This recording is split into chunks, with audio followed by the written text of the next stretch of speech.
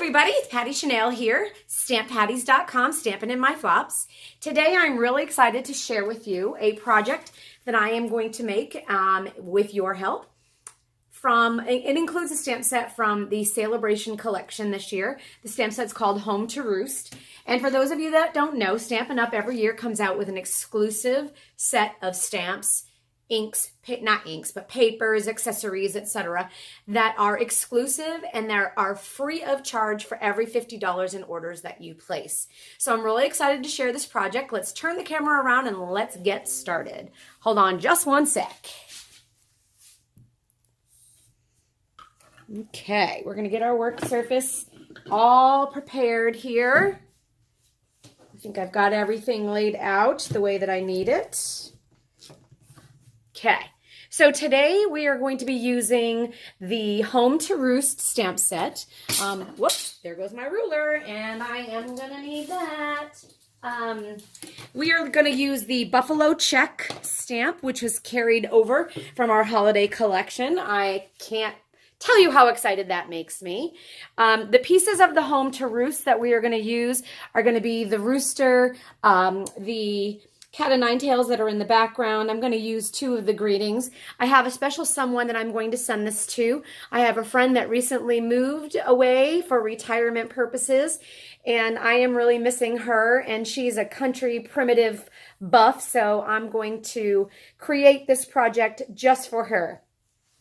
Okay, so we're only going to need 3 pieces of cardstock today. The first one is a crumb cake, and that is for our card layer, and it is 8 1/2 inches by 5 1/2 inches. It's scored right down the middle at 4 1/4. So the first thing that I'm going to do is I'm going to get my Buffalo Check stamp and my crumb cake ink pad. So I am going to ink up the pad, ink up the stamp with the pad, and I'm going to fold my card in half, and I'm going to bring my card to the stamp. Okay, using a piece of scrap paper, I'm just going to smooth it out so that I can get a nice image. Hope I'm not making you seasick. I know I'm resting my stamping pad on my camera base. Oh, look at that. There's my Buffalo Check. So I don't want just plain Buffalo Check. If you look here, it looks like I used more than one stamp.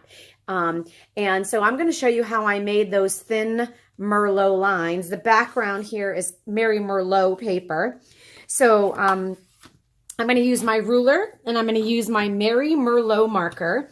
And every other space where there's the light colored checks, I'm going to use the brush end, the fatter of the 2 ends of my marker, and I am going to use my ruler so that I can make a straight line all the way down, trying to get it into the center, if I can, of each of those lighter spaced, all the way down, Patty. There we go. So are you happy that they carried over the Buffalo Check? I know I am. I'm obsessed with it. So much so we just recently redid our bedroom, and I had to go on a search for a Buffalo Check comforter. I'm being careful to make sure that I only go over to the score line. If you're worried that you may go a little further, it's okay to fold the card in half so that way you are only going the distance that you want to go.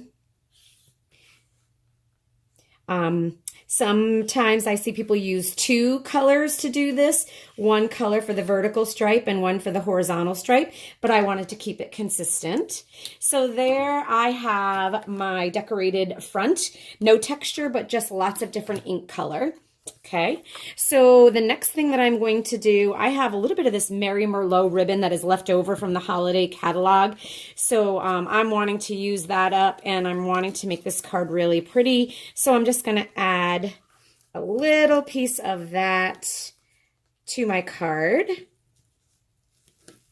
Ta-da! Okay, so pretty end, pretty end. All right, so now I've got my card base all set. I'm going to get these pieces out of the way. The next thing I want to show you is a masking technique. So what I am going to do is onto my white scalloped circle, and using our tuxedo black ink, I am going to ink up my rooster, and I am going to stamp him onto the white paper. So you should be able to see him pretty well. The other thing that I've done, I have a stack of Post-it notes, and I stamped my rooster onto a Post-it note, and I cut it out fairly close using my little paper snips. So this is called masking. So what I'm going to do is I'm going to lay this Post-it note over where I have stamped it.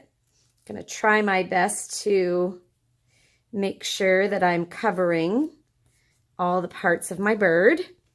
Okay, and then I'm going to get my cat o' nine tails stamp, and I'm going to get my crumb cake ink pad back out, and I'm going to stamp right on top of my bird.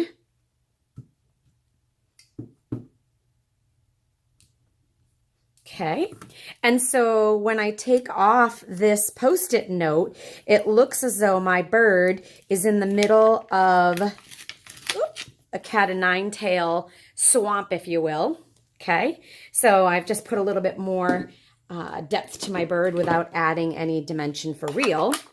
All right, so if you want to see over here, I have my blends collection, and I'm going to just select some of the colors that I might want to use to put into my bird. So I'm going to use some Cherry Cobbler Light, I think. I'm going to use a little bit of the Light Cajun Craze, and I'm going to use some of the Crumb Cake, I believe, is what I'm going to do. So let's see about coloring our rooster. Okay, so most of the roosters, their heads and their little, I call it a cradoodle. I don't know what the real name is, but I call it their cradoodler, is usually kind of red. So I'm going to use my Cherry Cobbler for that. I'm going to use my Cajun Craze dark first, I think. Yeah, I'm going to use the dark. And I'm going to use my dark wherever I see those ruffly feathers. And let's see, maybe some in here as well. Okay. Then I'm going to use my Cajun Craze Light, and I'm going to try to blend. There we go.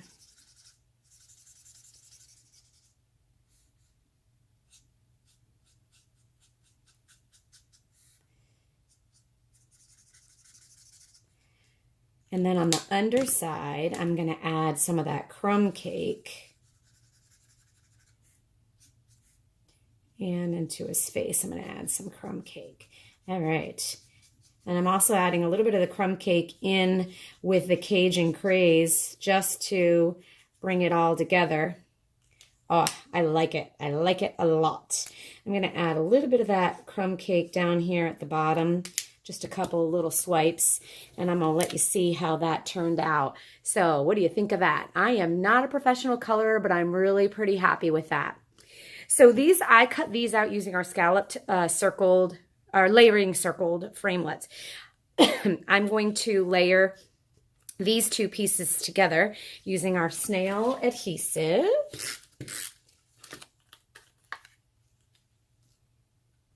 Perfect. And then using some of our dimensionals, I call these our sticky puffy uppy things. I am going to put a few of those on, and I am going to, all right, here we go. Almost done, guys. I'm going to add that right on here. Okay, almost done. All I'm going to do now is I'm going to put some finishing touches. I've made a promise to myself that for 2019, I'm not going to have naked cards. I'm going to not only do the front of my cards, but I'm also going to do the inside of my cards. So on the outside, I'm stamping just a note. And then on the inside, I'm going to ink up that cat and nine tail one more time. Put that on the inside. And I'm going to put Missing You also on the inside. And now I not only have a card with a pretty front saying just a note, but I also have a pretty inside and plenty of space to make sure that I can write a nice little note to my friend who I'm missing very much. So I want to say thank you so much for tuning in. Make sure that you visit my website, stamppatties.com. You'll see a supply list with this video showing you everything that you need. You certainly want to get your hands on this Home to Roost stamp set. This is a free item. Make sure you're clicking down in the right-hand corner of this video and subscribing to my YouTube channel so you do not miss a single episode. I want to say thanks so much for tuning in. Happy stamping from stamppatties.com. Have a great day.